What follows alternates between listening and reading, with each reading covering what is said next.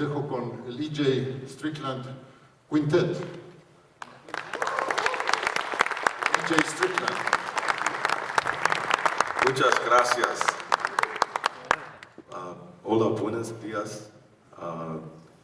We're delighted to be here in Mexico City and do this masterclass with you and also perform for you tonight. We're going to do this masterclass by starting out playing a piece, and then we'll, get questions and answer them for you. If anybody has instruments, we would love for you to come and play, and we'll listen to you and enjoy you, and also coach you. I'd like to introduce myself. My name is EJ Strickland, or Enoch Jamal Strickland, and I'm from Miami, Florida originally. I grew up listening to jazz in my home, mostly due to my father.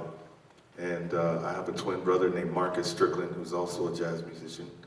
I moved to New York in 1997, and ever since then I've been lucky and fortunate enough to work with great musicians like this, and play with many, of my forefathers, like Wynton Marsalis, Ravi Coltrane, Dave Weiss, Vincent Herring, just to name a few.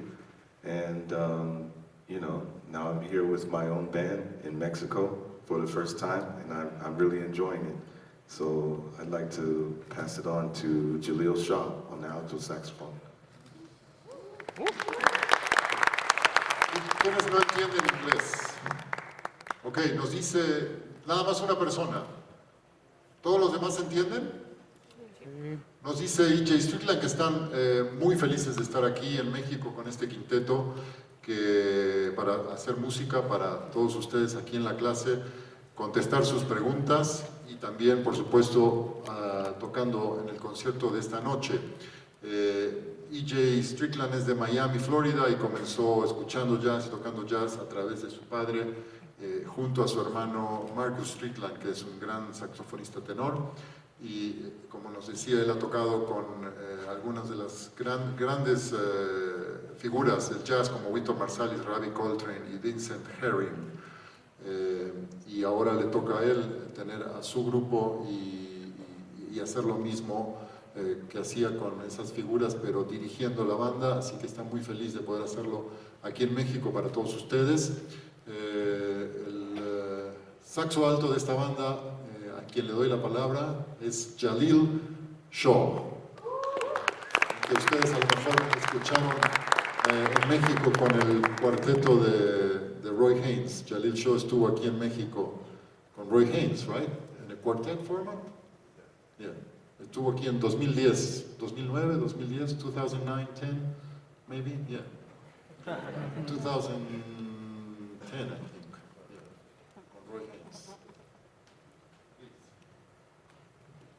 Well, my name is Jaleel Shah. I'm originally from Philadelphia, Pennsylvania.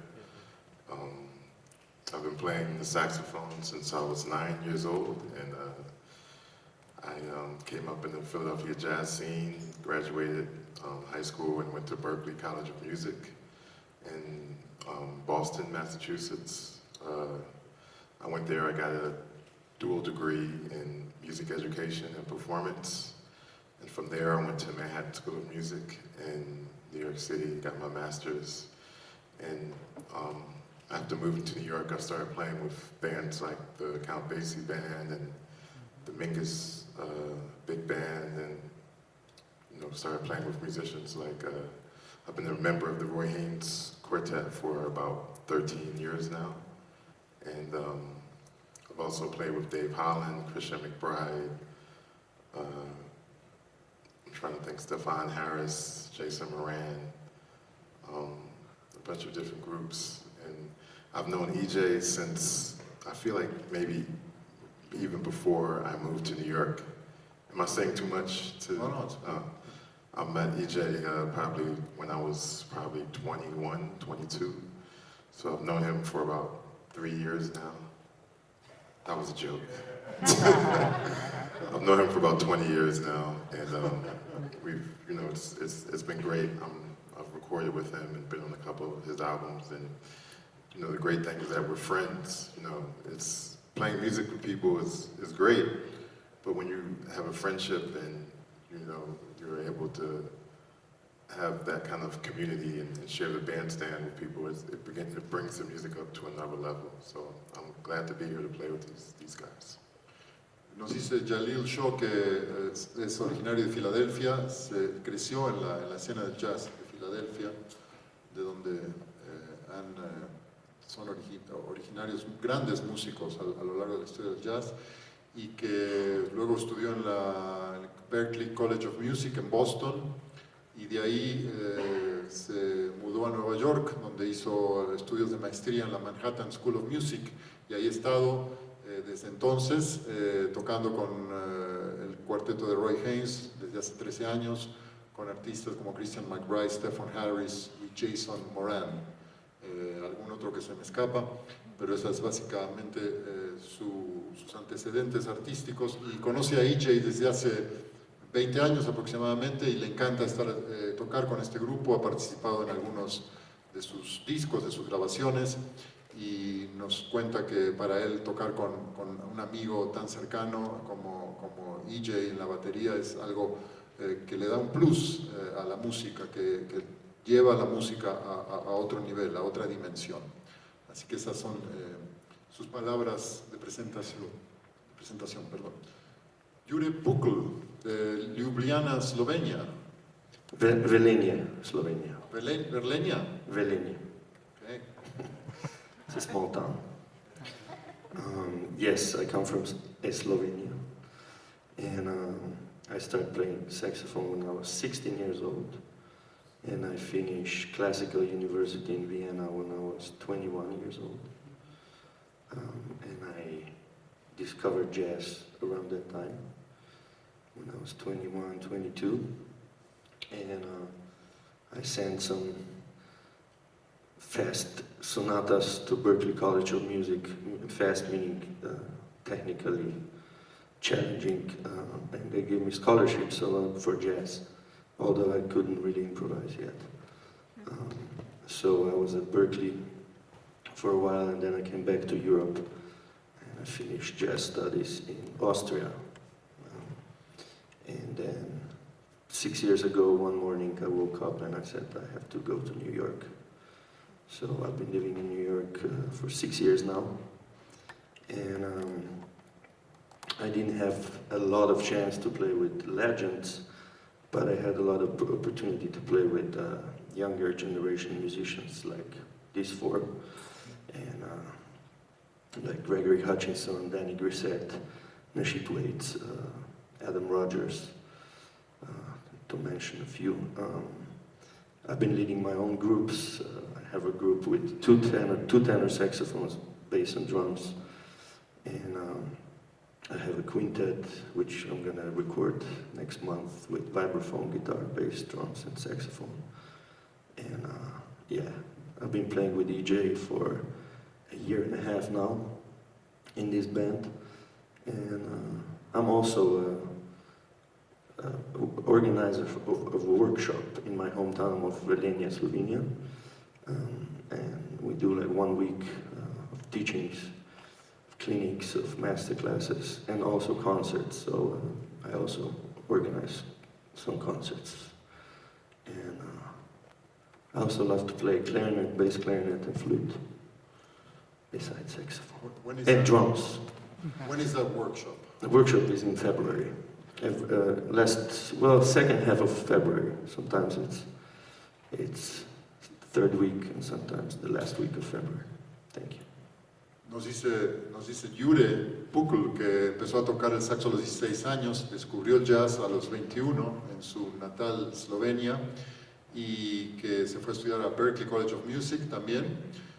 Terminó estudios de jazz en Austria, en Graz, si no me equivoco, en el Instituto de Jazz de Graz, y que ha vivido en Nueva York desde hace 6 años, donde ha tocado entre otros con Gregory Hutchinson, Danny Grissett, Joe Sanders, además de estos músicos que están aquí, que tiene un cuarteto con el que ha grabado de 2 saxos tenores, bajo y batería, y que próximamente estará grabando con un quinteto que dirige. ¿Qué más? Y que tiene este workshop en su natal Berlenia,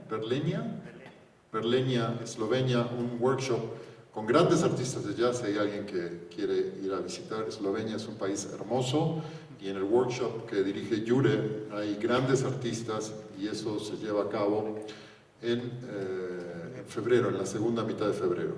And it's open to anybody that would want to apply, right? Cualquiera que quiera ir a estudiar allá puede hacerlo.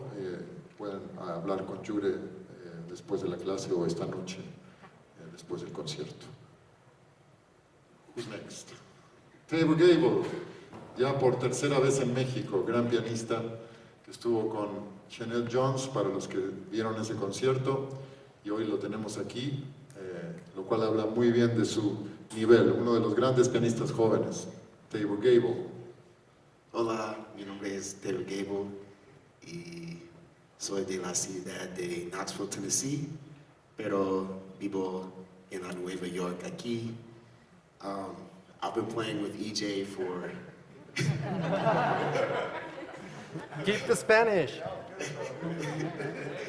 I've been playing with EJ for 2.5 years now, and I'm thankful to have the opportunity to play with all these guys. And I don't have the history that these guys do as far as playing with the masters, but I oftentimes think about the guys that they've played with, and it's a direct lineage, so it's just a privilege and an opportunity. How old are you? I'm 27. 26? 27. Perdón. Yeah. Are you the youngest in the band? I'm the oldest in the band. No, I'm the youngest in the band. I think so. Oh. Dave, where did you go to school? I didn't catch that. I went to the University of Hartford for my undergrad, and I finished my master's at the Juilliard School in 2016.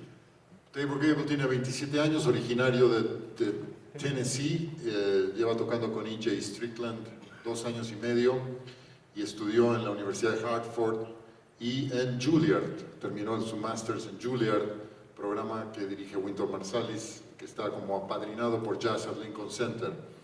Es un gran programa también para los que quieran checar esa opción de estudio. Y tiene 27 años, estuvo aquí con Chanel Jones, un gran futuro por delante, lo van a escuchar en unos momentos. Seguimos con nuestro amigo Eric Wheeler, que también estuvo en México con Christian Sands, y debió haber estado con Marcus Printup también, ¿verdad? You were supposed to come with Marcus Printup, but something happened. Your father? No? Okay. Se casó cuando tenía que venir con Marcus Printup. Please. Hey, how's everybody doing? So I've been playing bass now for about 27 years. I started at 9 years old. I'm from Washington, D.C. I don't come from a musical family, but my mom was a huge fan of jazz music, so she was the one that got me started playing music. Before jazz, I played classical music. I did European classical music for about maybe 4 or 5 years before I started playing jazz. And I went to a high school called the Duke Ellington School for the Performing Arts, and that's where I was introduced to jazz music. Yeah, Duke Ellington School for the Arts. So that was a high school I went to. Nos dice Eric que no proviene de una familia musical, pero que estudió en la preparatoria Duke Ellington High School for the Arts, la preparatoria Duke Ellington con educación en las artes. So after I graduated from Duke Ellington, I enrolled at Howard University, which is also in my hometown, Washington, D.C., and I majored in jazz studies. Once I graduated Howard, I stayed in D.C. for about 7 years before moving to New York. I moved to New York about 6 years ago. I live in Brooklyn, New York. And since moving to New York, I played with, I guess the first major band I was in was with the great Dee Bridgewater, great jazz vocalist. I also play a lot with Cyrus Chestnut and I play with Cyrus as a pianist. I play with Theo Croker's band. He's a trumpet player. I met EJ about, I don't know, maybe 4 years ago. Actually, our first gig was in Brooklyn with Ifacho. Remember that? Yeah. How many years? That was, well, I met EJ maybe, that was 7 years ago. That was a long time ago. I can't even remember. Let me take it to there. Nos dice Eric Wheeler que después de graduarse de la Duke Ellington School for the Arts, estudió en Howard University en su natal Washington. De ahí se mudó a Nueva York y en Nueva York ha tocado con grandes artistas como Didi Bridgewater, Cyrus Chestnut, Theo Croker, un trompetista que es nieto de una leyenda del jazz, el maestro Doc Cheatham, y que conoce a EJ desde hace 6 o 7 años. Tocaron por primera vez en Brooklyn, donde vive Eric ahora. Yeah, so picking up where I met EJ, actually, a couple of years before I met you, I think I met your brother. We played in Dusseldorf with Igmar Thomas. Yeah. So I've actually been a huge fan of him and his brother, Marcus Strickland, his twin brother. So it's a huge privilege and honor to share the stage with these guys. Un par de años antes de conocer a EJ, nos cuenta Eric que conoció a Marcus Strickland, hermano gemelo de EJ Strickland, y que es un honor para él haber tocado con ambos, que es realmente un placer. Y bueno, nosotros tenemos muchas ganas de traer a Marcus Strickland el año que entra. Si esto se repite, veremos seguramente la posibilidad de concretarlo. Thank you very much. Thank you. We'd like to play a tune called Midnight's Clearing. This is an original composition, and it's on our latest release, Warriors for Peace. And I hope you enjoy this one. Van a interpretar una composición que se llama Midnight Clearing. Midnight's Clearing, de su último registro discográfico, Warriors for Peace.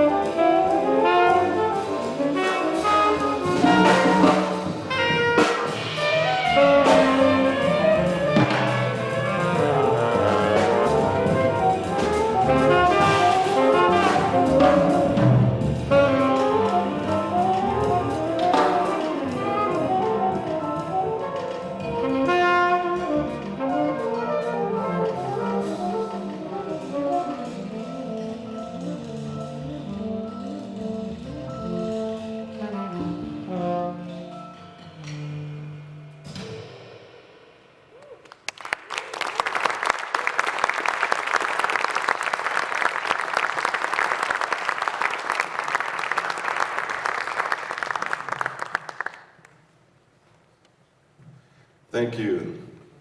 So, does anyone have any questions for us? ¿Quién tiene alguna pregunta sobre la música, sobre alguno de cualquiera de los maestros o lo que acaban de tocar, lo que van a tocar esta noche o cómo llegaron a hacer esto, en fin? Right here. Yep.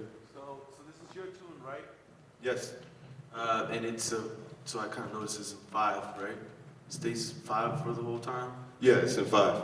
Yeah. And, Pregunta es si esta canción es de composición de EJ, lo cual es así, y que si es en 5x4 también, que se mantiene en 5x4 a lo largo de toda la ejecución. what was the form of the song? The form of the song is 3 sections. It's A, B, C. Each section is 8 bars long.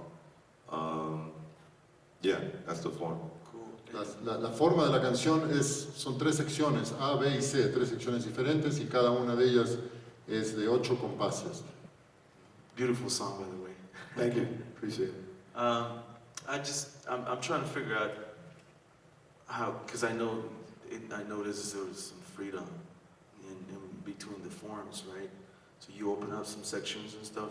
I'm just trying to get the whole concept of playing so freely like you guys are playing. Yeah, this tune, that's the main form of the tune, right? It's like A, B, C, and 8 bars each section, so 24 bars. But we start out with a vamp, which is the main theme. The bass line carries the melody. Nos dice EJ que comienzan con un vamp antes de hacer las 3 secciones de 8 compases A, B y C, y que el bajo en ese vamp al principio tiene la melodía. And then, so we play the form, we play the head twice through. The second time through, Jure joins Jaleel with a counter line to the melody. After that, we solo on the form. But everybody's on that same 24-bar form, but the last soloist, which is Jure, in most cases, solos on a vamp. The vamp is basically the bridge of the tune, the B section of the tune. And those 8 bars are repeated and repeated and repeated and kind of climax. And then we kind of finish the tune after that. We go back to the intro and take it out. Nos dice EJ que Los solos son en la forma de la composición de la canción, 24 compases, 8 cada sección A, B y C, pero que el último solo, el saxo tenor Jure, el solo es abierto en la parte B, en lo que sería el puente, para llegar a un clima y después regresar al tema, que al principio lo toca la primera vez solo el saxo alto y la segunda vez los dos saxos con una contramelodía del saxo tenor. Any more questions? ¿Quién más tiene alguna pregunta? Over here. Hi.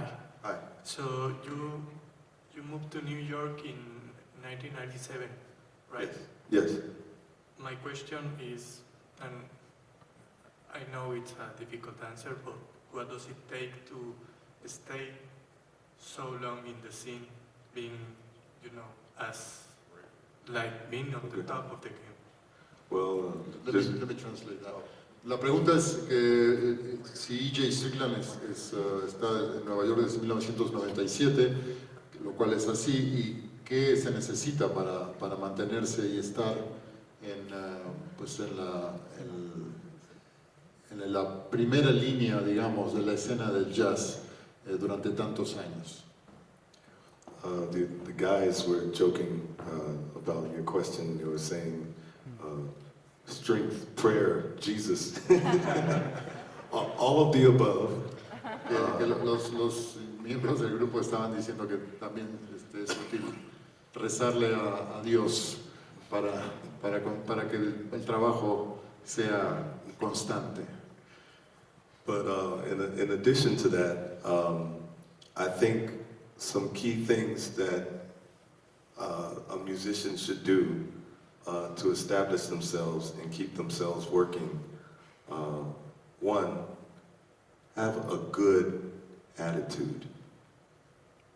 No matter what goes down, do your best to have a good attitude.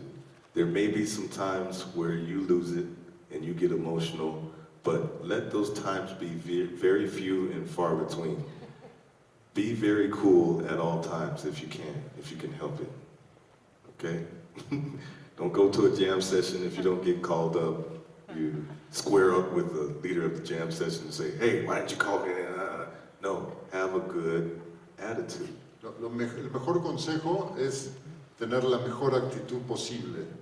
Más allá de todo lo que pueda pasar, y en los peores momentos mantener esa actitud y no tener reacciones emocionales. Por ejemplo, si vas a una jam session y no te llaman a tocar, no protestarle al líder, al director de la jam session, por qué no te llamó, sino que mantener la calma y tener siempre la mejor actitud. Ese es el mejor consejo que nos puede dar E.J.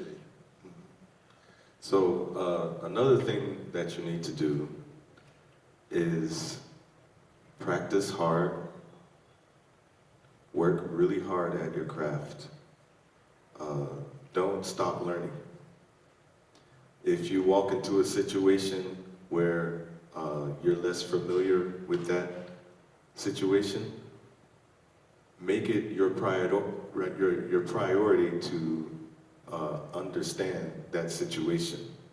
In other words, go home and shed based on that situation.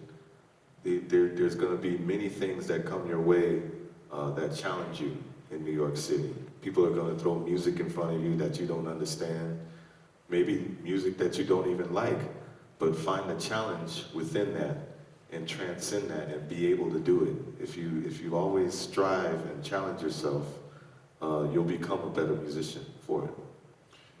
Dice E.J. que otra manera de poder sobresalir en una escena tan competitiva como la de Nueva York es, practicar y ser el mejor músico que pueda ser, practicar lo más duramente posible, y si te encuentras en alguna situación musical que te sobrepasa o no entiendes, hacer esa situación o esa música la prioridad de tu estudio siguiente en casa, hasta que entiendas la música que a lo mejor sentiste que no podrías tocar o que más difícil de lo que tus habilidades pueden permitirte. Y que aun cuando la música no te guste, en esas situaciones, poder trascender esa situación y aprenderla de todas maneras te pueden hacer un gran músico muy, pero muy abierto a resolver cualquier situación artística y de trabajo. Okay, another thing that I know, and I'm going to pass the microphone around for this question because, you know, I have my own set of things, but I'm sure they have their own set of things too. A good thing to have is a good press kit. You know, have your biography together. These are basic things. Have your biography together. Have pictures ready to go. Have, you know, any like reviews or anything like that you can find about yourself. Anything that's positive and puts you in a positive light, collect those things and gather them and keep them in your press kit. Have recordings ready of anything that any compositions you have, any albums that you've put together, make a collection of those things. All of these things should be ready to go so that you can be ready to give that to a promoter or somebody else, or even band leaders might call you and ask for some of these things. These things are really, really important to have. On top of being an artist, you have to be a good business person. Otra cosa muy importante es tener tu kit de prensa, tu biografía, tus fotos, tus grabaciones, todo de la mejor calidad, lista para dárselo a un líder de una banda que te puede llamar, o a un promotor, o a un manager que pueda usar tus servicios. Es muy importante tener todo eso de una manera profesional. Yeah, I can speak specific to this band, what kind of helped me. I've been in New York for 4 years now, and I've been trying to survive, and it's gotten better. You know, when I first moved, it was kind of far and few between work, but the thing that's helped me the most is professionalism. When I first got this gig, this is kind of testament to professionalism. EJ, I'd never even met EJ until I got to Munich, Germany. He called me, he sent me an email, sent me the tunes, like maybe 2 months in advance, and said, hey man, we're gonna meet in Germany, can you make this gig? And I was like, yeah. And yeah, we met at breakfast after like a 13-hour flight. I met him in Munich, Germany, met at breakfast, did a sound check, played the gig.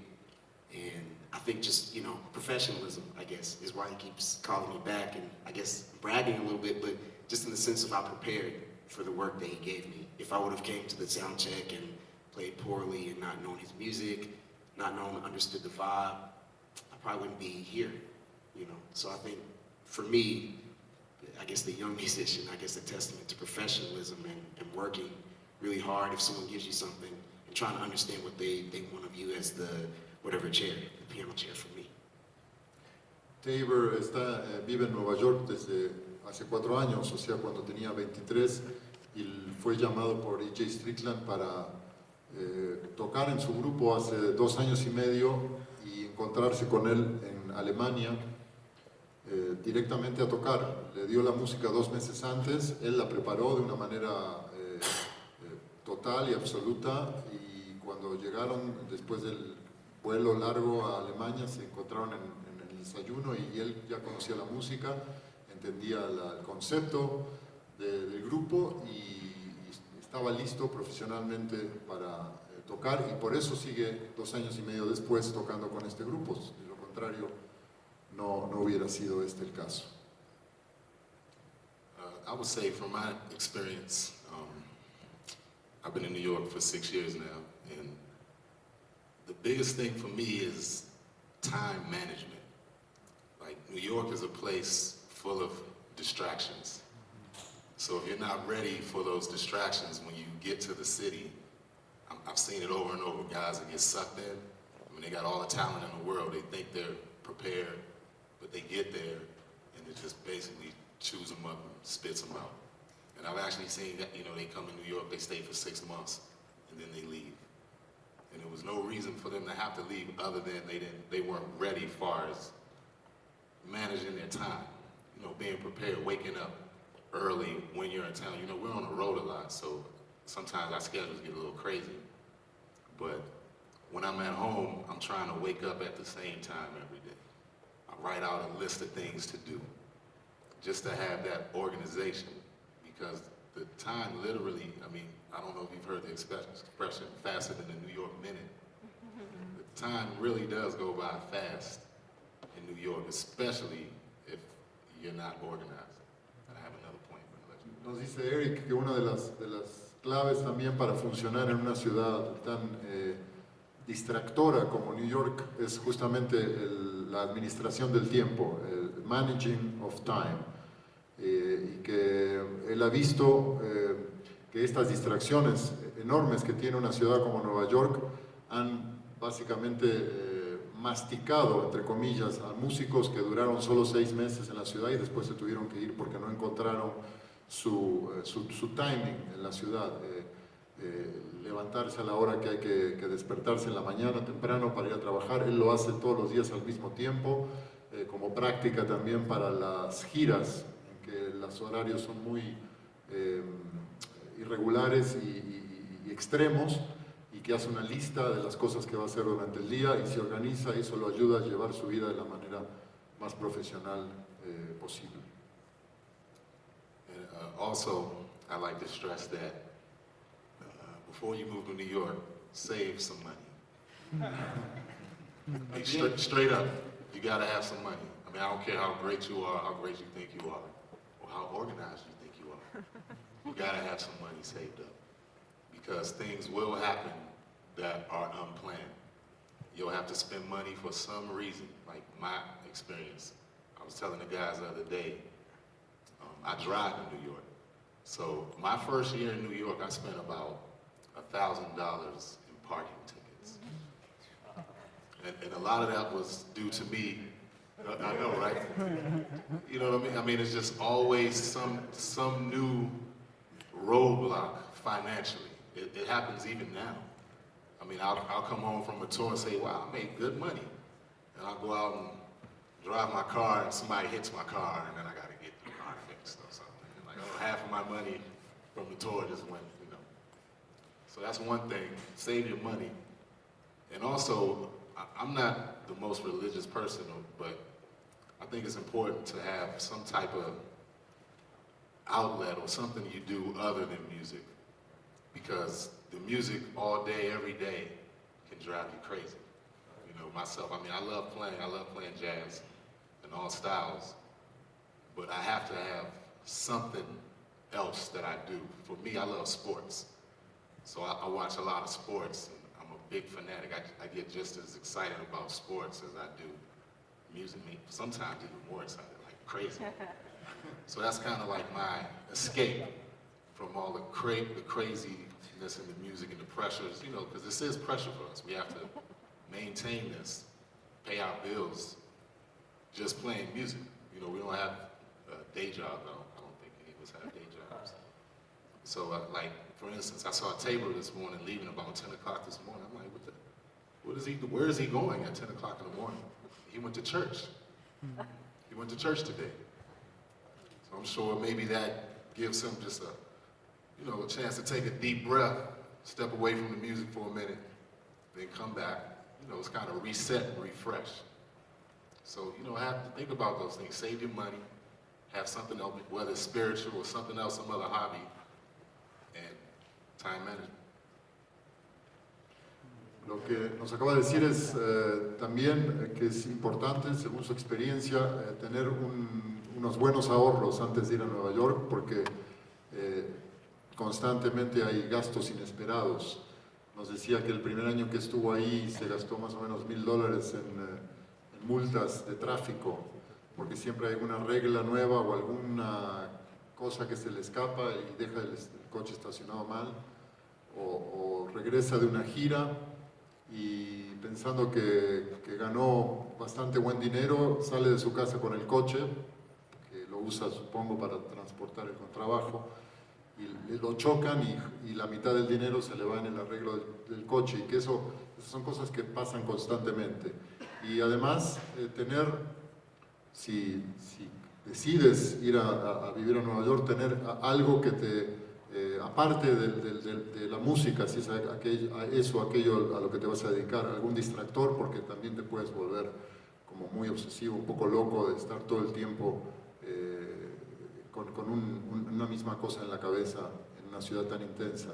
Para él eso lo logra con los deportes, a veces hasta se vuelve más apasionado y más fanático de los deportes que de la música de la que vive y la que trabaja. Y hoy nos decía que vio en el hotel a Tabor, el pianista, salir a las 10 de la mañana, y se preguntó ¿a dónde está yendo a las 10 de la mañana? Si acabamos de llegar y no conoce la ciudad. Y Tabor fue a la iglesia, que según Eric es posible que funcione también como algo que lo aparta de su rutina, de su trabajo cotidiano, y lo renueva y lo refresca para seguir trabajando de una manera con energía. One thing that I was going to say, I think for me, one thing that I've learned, and I'm still learning, and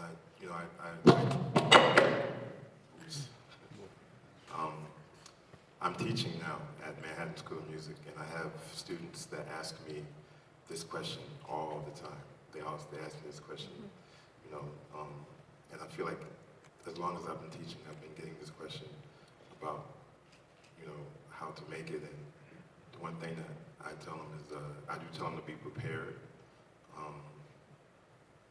but I also tell them that it's very important to have an artistic vision, and to not have any fear in your artistic vision. I think that's a really big thing. If we look at all of the masters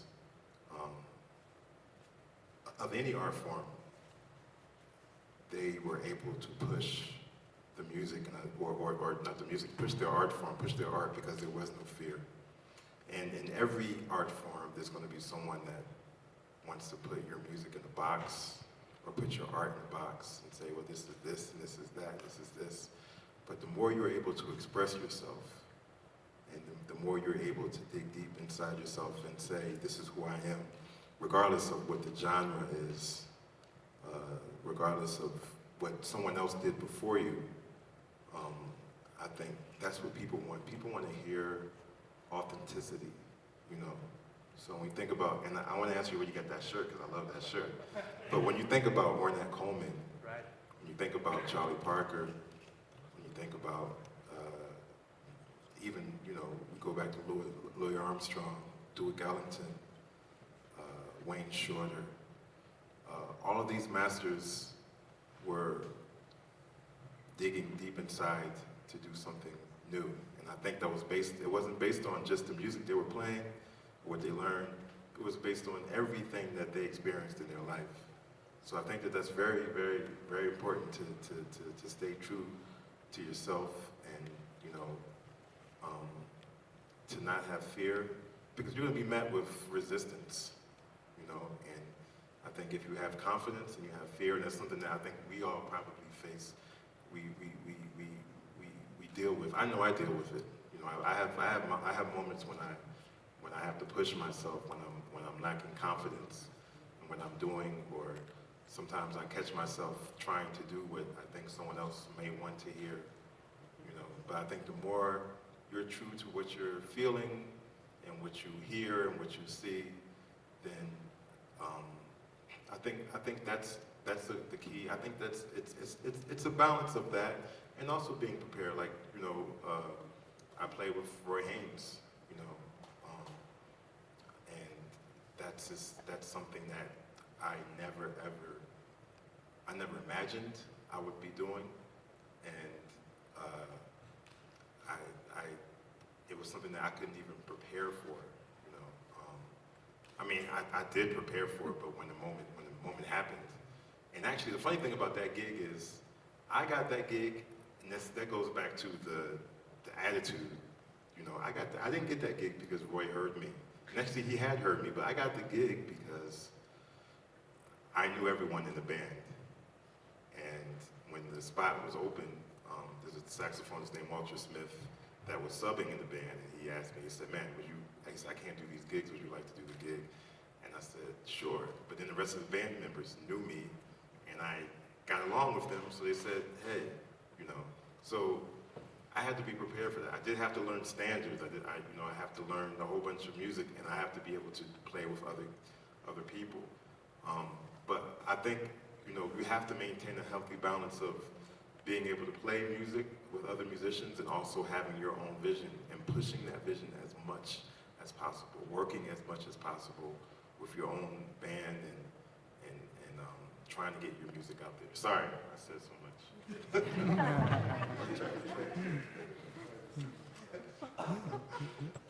Nos dice Jaleel que uno de los asuntos importantes es mantener también la vida musical y artística, mantener una visión artística, creer en ella y no ceder a la resistencia que siempre aparece a lo que uno tiene para mostrar como algo personal, artísticamente propio. Que eso es algo para tener muy en cuenta y que, por ejemplo, cuando él, que eso lo encuentra mucho en los alumnos de la escuela en la que él enseña, que es la Manhattan School of Music, que muchos le preguntan también esta pregunta, muchos alumnos que tiene ahí. Y que para él, por ejemplo, la experiencia más importante que tuvo fue cuando fue llamado a tocar en el cuarteto de Roy Haynes. Aunque Roy Haynes lo había escuchado, lo llamaron porque él conocía y era amigo de los otros miembros del grupo, del cuarteto, y que cuando fue a sustituir al saxofonista que tocaba con Roy Haynes, todo funcionó tan bien, y yendo de nuevo al tema de la actitud que hablaba E.J. Strickland, todo fue tan bien que le dijeron que se quedara, pero para eso tuvo que aprenderse una cantidad enorme de música nueva y tener la actitud correcta para tocarla también. Y que en definitiva lo que nos dice es que hay que tener un equilibrio entre tocar bien música, tocar bien el instrumento, saber tocar música, pero también tener balanceado eso con una visión artística propia. Jure. I'll be short, but yeah, my story is a little bit different because I came from Europe to New York, and I didn't know that many people. Well, I knew people, but they didn't know me.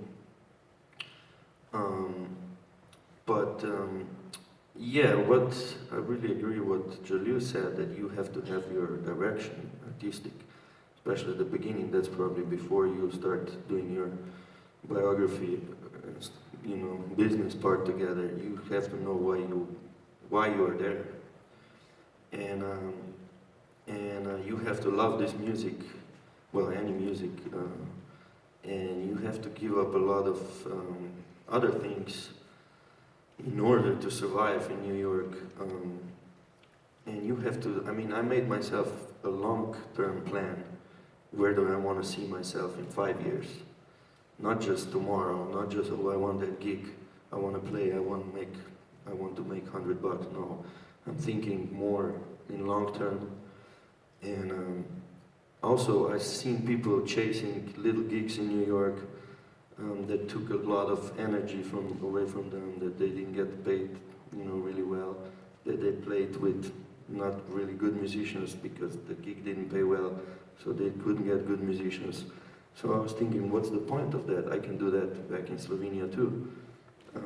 So I focused on playing with really better musicians than myself. And well, they were talking about fear. I had a lot of fear, and still sometimes you don't feel that comfortable, but you just have to, you just have to jump and swim with the sharks, I guess. And, and you might get beat, and but you might get even killed, yeah, but what doesn't kill you makes you stronger. And, actually, I never heard that somebody would get killed on a stage, so that's, That's maybe how to treat your fears, that eventually you will still be alive. They might not call you again, but you know. But even that, I mean, you know, especially at the beginning, I went to, you know, jam sessions and smalls, if you know the club. I was literally there every night till 4 a.m. And I didn't wake up as early as Eric was saying, because I couldn't. But, you know, I had that, the reverse biorhythm. But I noticed something also on jam sessions. You know, in New York, a lot of people can play. When I say people can play, I mean that people can just kind of execute, you know, harmony, play the jazz standards, kind of they learn the language of this music. But in my personal, actually humble opinion, I think you have to learn that, and then you have to forget that tradition and language, because a lot of people did that already. So you can be a great copy too, but I don't think New York is waiting for another copy, because there's so many already. And I see young musicians that I hear them one time, I'm like, wow, is this John Coltrane on the stage? Or somebody else for that matter. And then, you know, in a couple of years you don't hear about them anymore, because probably nobody wants to have a copy in his band. So it's really important, in my opinion, that you know why you were there, that you know how you want to sound, and that, you know, when you think about how you want to sound, that you do a smart choice. So you don't say, I just want to sound like Charlie Parker, because I don't think Charlie Parker was thinking like that, or anybody. So that kind of kept me in the city, and like I said, I don't chase small gigs, and you know, I really try to focus on things that I believe that would move something in my career, not just business-wise, but artistically. And I can tell you, I've been in the moments where I was like, you know what, let me pack and go home. But then I said to myself, well, you can always go home, but you can't always stay in New York. So let me just stay here, since I made it, you know, to New York. So it's this kind of, I think New York teaches you a lot about yourself, and makes you stronger mentally, psychically, musically, definitely. All those things. And I think if you decide to move to New York, you just have to be ready to accept that you're gonna have bad days, that you're gonna suck at the jam session, concert. And one thing that actually, one of the greats of today's time, Mark Turner, told me, he said, you know, I'm ready to risk the playing, so the playing can go, I mean, the music could go both ways, really good or really bad too. But he's ready to risk that, and I think I'm kind of living with that, you know. Sometimes things go great, sometimes things go not that great. But I think musicians that have a vision and a strong artistic expression in New York, they notice that, and they pick you up and, you know, help you to stay on the scene. Where'd you get your shirt? I made it. At the shop. You made it? Well, yes, I went Oh, we have to talk. Okay. Fanáticos de Nerd Coleman, unidos. Bueno, lo que nos contó Jure antes de terminar y que toquen algo breve es similar a lo que había dicho Jaleel, pero básicamente con el agregado de que él ve muchos músicos en Nueva York perseguir o tratar de ir a huesos, a trabajos que no pagan bien, o que donde no hay músicos muy buenos, porque no pagan bien y no pueden pagar buenos músicos, y que él se dio cuenta que eso era una pérdida de tiempo, que él comenzó a pensar más en términos de visión artística, como nos decía, y que bueno, hay noches y momentos en que uno no toca bien y que corre riesgos, pero que hablando con Mark Turner, le comentaba que Mark Turner, este gran saxofonista, estaba ya listo para salirse de su zona de confort y tomar riesgos que o lleven a la música a una dimensión nueva o que sea un fracaso, pero no quedarse en el mismo lugar, y que eso es algo que él está tratando de hacer. Y que en Nueva York mucha gente valora eso más que, por ejemplo, ser una copia de John Coltrane o de cualquier gran músico, que los ha visto muchos, pero que a lo mejor después de ver a alguien que toca igual que alguna gran figura del jazz, unos meses después no vuelve a oír hablar de ese músico porque no tiene nada nuevo que decir, y que en Nueva York eso es muy importante. Traer tu propia versión, aprender todo lo que la historia del jazz tiene para ofrecer, pero después también olvidarse de eso y ser dar tu propia versión musical de lo que quieres decir. So we've kind of run out of time, so we're going to play something for you. One thing I want to add to all of this that was said before, be ready. If you go to New York and there's people that you want to play with, be ready. And what I mean by that, I'll tell you a story. A good friend of mine, Benito Gonzalez, I saw, like, he came to New York, you know, maybe 10, 15 years ago or something like that. He just got here from Venezuela, Caracas, Venezuela, and, he always had a great attitude and all of that. One day I looked up, he was playing with Kenny Garrett. And so the next time I saw him, I think I ran into him at Smalls. I said, hey man, how did you get that gig with Kenny Garrett? You know, I just like to hear how things materialize for people. He said, oh man, I learned all of his music, like beforehand. Like before I even went to go see him play. Like I learned all of his music, all of his records, everything. He said he went to see him at Sweet Basil's, and this is the thing. Yeah, you do go up to people sometimes and ask them to sit in, but don't go to ask them to sit in unprepared. Benito asked Kenny Garrett if he could play, and he also said, I've learned all of your music.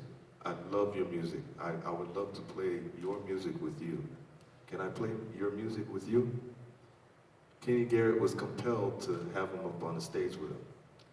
He sat in, he killed it, and lo and behold, he's recording many albums with Kenny Garrett. So I'll leave you with that. Nos cuenta la historia alrededor de la preparación que uno tiene que tener. Su amigo, el pianista venezolano Benito González, que está en Nueva York desde hace 15 años, y un día él lo vio tocando con Kenny Garrett, una de las leyendas del saxo alto, y nos cuenta que se lo encontró en Smalls, en el club de jazz, y le preguntó cómo había sido que había conseguido ese trabajo, porque le encantan las historias de cómo la gente se maneja para conseguir estos trabajos, y le contó Benito González que él había aprendido toda la música de Kenny Garrett aún antes de ir a verlo en vivo por los discos, y que ya cuando se sintió listo fue a escucharlo y le pidió si podía subirse con la banda a tocar, y le dijo que su sueño era tocar con él, que le encantaría tocar su música con él. Kenny Garrett lo dejó subirse al escenario a tocar, y le pareció algo tan que lo conmovió tanto que finalmente le dio el trabajo, y ahora está grabando y tocando con él.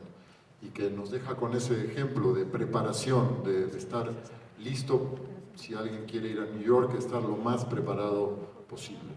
Antes de finalizar, creo que van a tocar algo más. I guess we're going to play a standard.